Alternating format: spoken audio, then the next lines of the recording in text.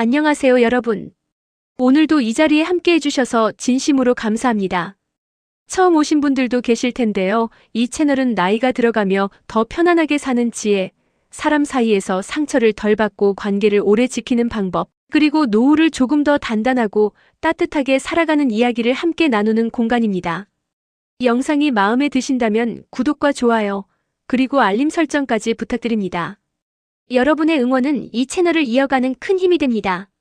오늘은 참 조심스럽지만 많은 부모님들이 꼭 한 번쯤은 마음속으로 생각해 보셔야 하는 이야기를 해보려고 합니다. 바로 나이가 들수록 자식과는 조금 떨어져야 편합니다라는 이야기입니다. 이 말을 처음 들으면 마음이 편하지 않을 수 있습니다. 어떤 분은 자식과 멀어지라는 말이냐 하고 받아들이실 수도 있고, 어떤 분은 부모 자식 사이에 무슨 거리가 필요하냐고 생각하실 수도 있습니다. 그런데 제가 오늘 드리려는 말은 차갑고 냉정한 이야기가 아닙니다. 사랑을 줄이라는 말도 아니고 정을 끊으라는 말도 아닙니다. 오히려 그 반대입니다. 사랑이 너무 무거워져서 서로를 힘들게 하지 않게 하려면 어느 순간부터는 관계에도 숨 쉴 틈이 필요하다는 이야기입니다. 부모에게 자식은 참 특별합니다. 내가 젊은 날을 바쳐 키운 존재이고 내 시간과 정성과 눈물과 걱정이 모두 스며 있는 사람입니다. 내가 못 먹어도 먹이고 싶고, 내가 힘들어도 자식 앞에서는 괜찮은 척하고 싶고, 자식이 아프면 내가 대신 아프고 싶은 게 부모 마음입니다. 자식이 잘 되면 세상을 다 얻은 것 같고, 자식이 힘들면 내 가슴이 먼저 내려앉습니다. 그런데 바로 그 사랑 때문에 나이가 들수록 부모는 자식을 더 붙잡고 싶어집니다. 멀어질까봐 걱정하고, 혹시 내 마음을 몰라줄까봐 서운해하고, 나중에는 자식이 내 삶의 가장 큰 위로이자 가장 큰 걱정이 되어버리기도 합니다. 문제는 자식도 잘한다는 것입니다. 어릴 때는 부모가 자식의 세상이었습니다. 부모가 밥을 챙겨주고 옷을 챙겨주고 학교를 보내고 아픈 밤을 함께 지새우며 모든 것을 돌봐주었습니다. 그때는 부모가 자식 삶에 깊이 들어가는 것이 당연했습니다. 하지만 자식이 어른이 되면 상황은 바뀝니다. 직장을 다니고 결혼을 하고 배우자와 가정을 꾸리고 아이를 낳고 자기만의 책임을 지고 살아갑니다. 그런데 부모 마음은 그 시간을 잘 따라가지 못할 때가 있습니다. 자식은 이미 자기 삶의 중심을 세웠는데 부모는 아직도 자식을 보호해야 할 아이처럼 느낍니다. 바로 그 지점에서 불편함이 시작됩니다. 생각보다 많은 갈등이 큰 사건에서 생기지 않습니다. 사소한 말 한마디, 작은 기대 하나, 서운함이 묻은 표정 하나에서 시작됩니다. 예를 들어 이런 장면이 있습니다. 아들이 직장 때문에 바빠서 며칠 연락을 못했습니다. 부모는 처음에는 이해합니다. 바쁘겠지, 힘들겠지. 그런데 시간이 지나면 마음 한구석이 서운해집니다. 그래도 부모 생각은 해야 하는 거 아니야? 며칠 뒤 전화가 옵니다. 그 순간 반가움보다 서운함이 먼저 올라와 이렇게 말하게 됩니다. 이제야 전화하냐? 살아는 있네. 엄마 아빠 죽었는지 살았는지도 모르지. 말하는 사람은 농담처럼 던졌다고 생각할 수 있습니다. 하지만 듣는 자식 입장에서는 가슴이 턱 막힙니다. 전화 한 통 하려다가도 부담스러워지는 겁니다. 그 다음부터는 더 늦어집니다. 사랑이 없어서가 아니라 전화할 때마다 죄인이 되는 느낌이 싫어서 피하게 되는 것입니다. 또 어떤 딸은 아이를 키우며 정신없이 살아갑니다. 엄마는 딸을 도와주고 싶은 마음에 이것저것 말합니다. 애를 그렇게 안아주면 벌은 나빠진다. 밥은 저렇게 먹이면 안 된다. 요즘 엄마들은 애를 너무 오냐오냐 키운다. 우리 때는 안 그랬다.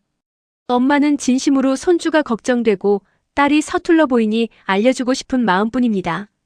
그런데 딸 입장에서는 마음이 점점 다칩니다. 이미 몸도 지쳐있고 육아 때문에 예민한데 친정엄마 앞에만 가면 또 평가받는 느낌이 들기 때문입니다. 그래서 전화도 줄고 방문도 줄고 만나도 오래 있기가 불편해집니다. 엄마는 내가 뭘 그렇게 잘못했나 싶고, 딸은 엄마는 왜 아직도 나를 애 취급할까 싶습니다. 여기에도 사랑은 있습니다. 하지만 사랑이 편안하게 전달되지 못하는 겁니다. 또 이런 경우도 있습니다. 부모가 자식 가까이에 살면서 자주 오가게 됩니다. 처음에는 참 좋습니다. 반찬도 나눠주고 손주도 자주 보고 급하면 서로 도울 수 있으니 든든합니다. 그런데 어느 순간부터 경계가 흐려집니다. 부모가 미리 연락 없이 찾아오고 집안 상태를 살피고 냉장고 문을 열어보고 저녁은 뭘 먹었는지 묻고 손주 공부는 왜 저렇게 시키는지 며느리나 사위는 왜 저렇게 행동하는지 말이 많아집니다. 부모는 가까우니 가능한 일이라 생각하지만 자식은 자기 집이 자기 공간 같지 않다고 느낍니다. 그때부터 갈등이 시작됩니다. 이런 경우 부모는 내가 도와주려고 한 건데 뭐가 문제냐고 하고 자식은 도움이 아니라 간섭 같다고 느낍니다. 결국 핵심은 하나입니다. 가까움이 늘 편안함을 의미하는 것은 아니라는 것입니다. 사람은 누구나 사랑받고 싶어하고 이해받고 싶어합니다. 부모도 마찬가지입니다. 나이가 들수록 오히려 더 그렇습니다. 몸이 예전 같지 않고 친구도 줄고 바깥 활동도 줄어들고 집에 있는 시간이 길어지면 마음은 더 쉽게 외로워집니다. 그럴 때 부모는 자식에게 정서적으로 더 기대게 됩니다. 자식이 전화해주면 하루가 좋고 연락이 없으면 괜히 마음이 가라앉고 자식 말투 하나에도 기분이 오르내립니다. 어떤 분들은 자식의 문자 하나가 늦었다는 이유만으로 하루 종일 서운해합니다. 또 어떤 분들은 자식이 주말에 온다고 했다가 못 오면 그 허전함이 며칠씩 갑니다. 이건 부모가 이상해서가 아닙니다. 그만큼 마음의 중심이 자식 쪽으로 많이 가 있기 때문입니다. 하지만 바로 그 지점이 부모를 가장 힘들게 만듭니다. 내 감정의 중심을 자식이 쥐고 있으면 자식이 바쁘거나 무뚝뚝할 때 부모의 하루가 너무 쉽게 흔들립니다. 나는 저 사람의 연락 하나에 하루가 달라지는데 저 사람은 그런 줄도 모르고 자기 인생을 삽니다. 그러니 더 서운합니다. 그러나 냉정하게 말하면 자식은 부모의 감정 전체를 책임질 수 없습니다. 사랑은 할 수 있어도 부모의 외로움과 공허함과 기대를 모두 메워줄 수는 없습니다. 그건 자식이 나빠서가 아니라 누구도 타인의 인생을 대신 살아줄 수 없기 때문입니다. 그래서 나이가 들수록 부모에게 필요한 건 자식을 더 꽉 붙드는 일이 아니라 사랑하는 방식을 바꾸는 일입니다.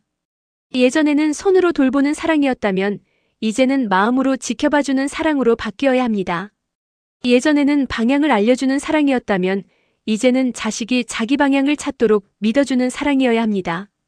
예전에는 가까이 두고 챙기는 사랑이었다면 이제는 조금 떨어져 있어도 무너지지 않는 사랑이어야 합니다.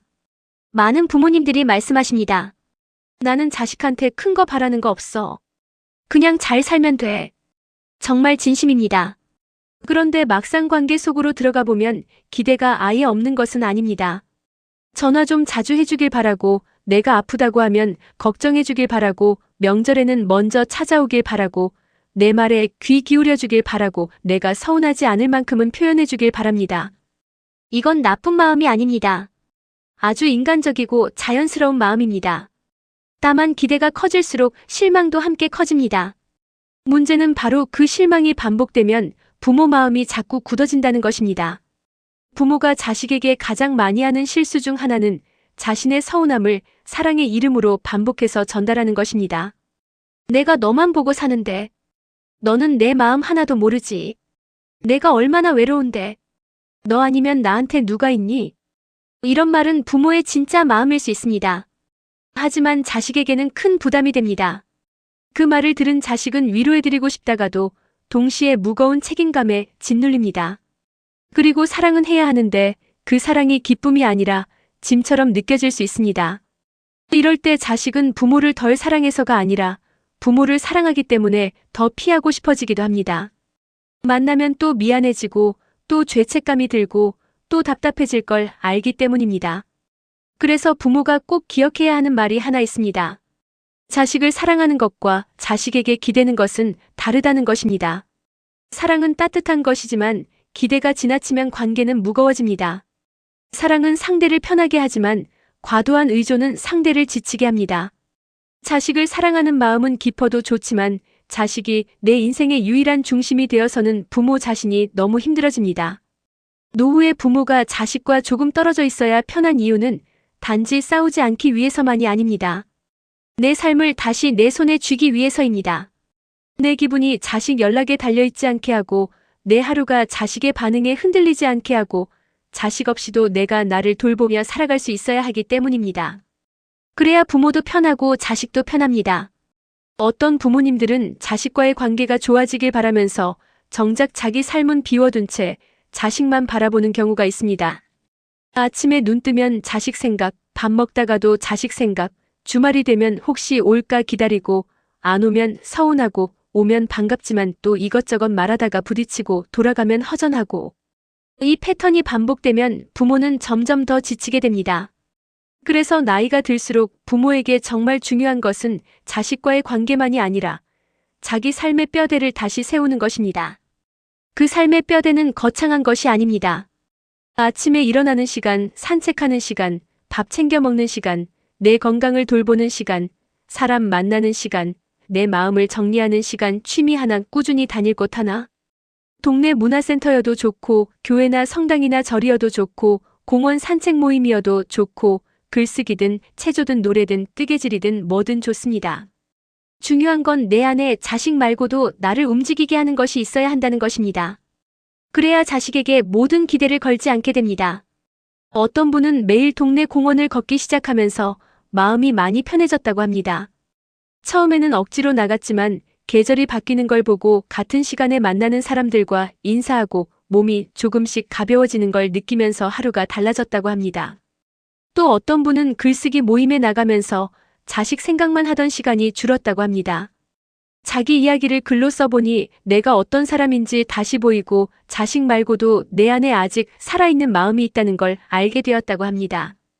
또 어떤 분은 손주만 기다리며 살다가 작은 화분 몇 개를 키우기 시작했는데 물 주고 입 닦아주는 그 시간이 그렇게 좋을 수가 없었다고 합니다.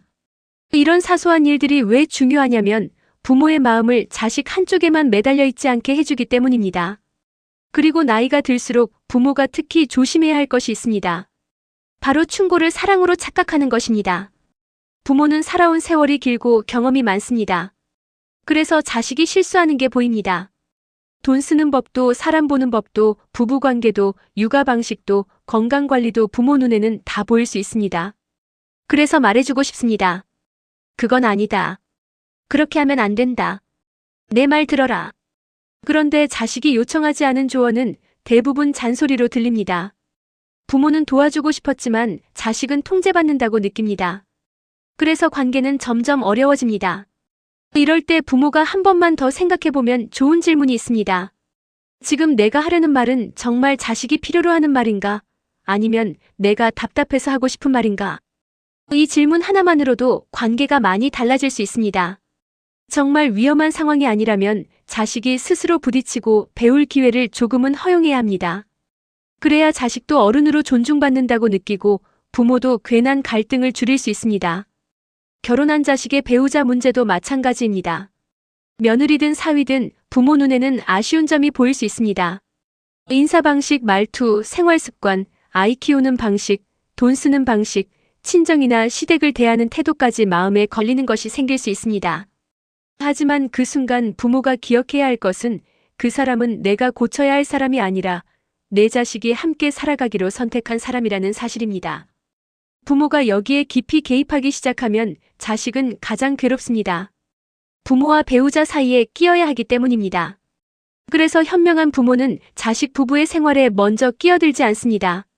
물으면 답하고 도움을 요청하면 돕되 먼저 간섭하지 않습니다.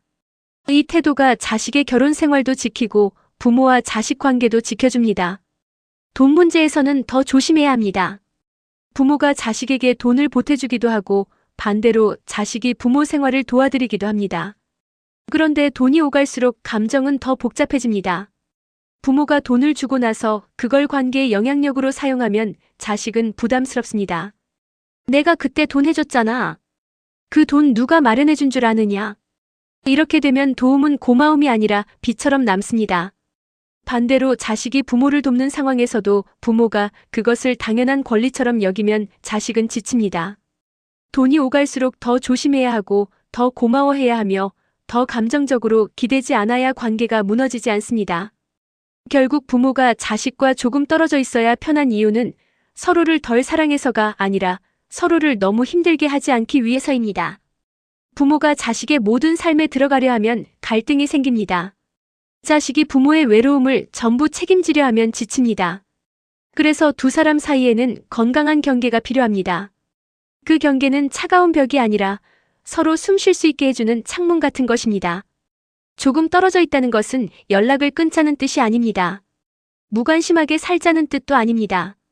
오히려 필요한 순간에는 더 따뜻하게 다가가기 위해 평소에는 서로의 삶을 존중하자는 뜻입니다. 부모는 자식의 하루하루를 다 알지 못해도 괜찮고 자식은 부모를 매일 찾아오지 못해도 괜찮습니다. 대신 연락할 때는 따뜻하게 하고 만날 때는 반갑게 맞고 필요할 때는 진심으로 돕고 서로를 함부로 죄책감 속에 몰아넣지 않는 것. 그게 더 오래가는 관계입니다. 나이가 들수록 부모가 자식에게 줄 수 있는 가장 큰 선물은 어쩌면 이것인지도 모릅니다. 나는 너를 사랑한다. 하지만 너를 붙잡지는 않겠다. 나는 내가 필요할 때 곁에 있겠다. 하지만 내 삶을 대신 살지는 않겠다. 나는 내가 잘 되길 바란다. 그리고 나도 내 삶을 잘 살아보겠다. 이 마음을 가진 부모는 자식에게 큰 안도감을 줍니다. 그리고 그런 부모를 자식은 시간이 갈수록 더 깊이 존경하게 됩니다.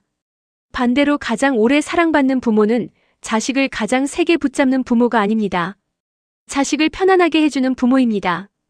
든든하지만 무겁지 않고 따뜻하지만 간섭하지 않고 필요할 때는 힘이 되어주되 평소에는 자식 삶을 믿어주는 부모. 그런 부모가 자식 마음속에 오래 남습니다. 그리고 자식도 그런 부모를 더 자주 떠올리고 더 자주 찾고 더 고마워하게 됩니다. 혹시 지금 자식 때문에 마음이 많이 복잡하신 분이 계실지 모르겠습니다. 연락이 뜸해서 서운한 분, 자식 부부 문제로 마음이 상한 분, 손주를 보고 싶어도 눈치를 봐야 하는 분, 자식에게 기대했다가 몇 번이나 상처받은 분도 계실 것입니다. 그 마음 절대로 가볍지 않습니다. 그리고 그런 마음이 드는 내가 이상한 것도 아닙니다. 부모라면 누구나 겪을 수 있는 마음입니다. 하지만 그 마음을 어떤 방향으로 다루느냐에 따라 앞으로의 관계는 많이 달라질 수 있습니다. 오늘부터 아주 작은 것 하나만 바꿔보셔도 좋겠습니다. 전화가 늦어도 서운한 말을 바로 던지지 않기. 자식이 묻지 않은 조언은 한 번 더 삼켜보기. 만났을 때 잔소리보다 얼굴 보니 좋다는 말을 먼저 건네보기. 내 하루 안에 자식 말고도 즐거운 일 하나 만들기. 아프고 외로워도 죄책감을 주는 방식보다 담담하게 내 상태를 전하기. 이런 작은 변화들이 쌓이면 관계는 생각보다 많이 달라집니다. 그리고 꼭 기억하셨으면 합니다. 부모가 자식과 조금 떨어져 있어야 편하다는 말은 멀어지자는 말이 아니라 지혜롭게 사랑하자는 말입니다. 자식을 덜 사랑하라는 말이 아니라 더 성숙하게 사랑하자는 말입니다. 서로 기대보다 이해를 먼저 하고 간섭보다 믿음을 먼저 주고 붙잡기보다 존중하는 쪽으로 가보자는 말입니다. 사랑은 꼭 가까이 붙어 있어야만 증명되는 것이 아닙니다. 자주 못 만나도 사랑할 수 있고 표현이 서툴러도 마음은 이어질 수 있습니다. 오히려 서로를 힘들게 하지 않는 사랑이 더 오래갑니다. 보고 싶을 때 반갑고 만나면 따뜻하고 돌아서도 서운함보다 고마움이 남는 거리. 어쩌면 나이가 들수록 부모와 자식 사이에 필요한 것은 바로 그런 거리인지도 모릅니다. 오늘 이 이야기가 여러분 마음에 조금이라도 위로가 되었으면 좋겠습니다. 공감하셨다면 댓글로 여러분의 생각도 나눠주세요. 여러분의 경험 한마디가 또 다른 누군가에게 큰 위로가 될 수 있습니다. 영상이 좋으셨다면 구독과 좋아요, 알림 설정도 부탁드립니다. 다음 시간에도 우리 마음을 조금 더 편안하게 만들어주는 이야기로 함께하겠습니다. 감사합니다.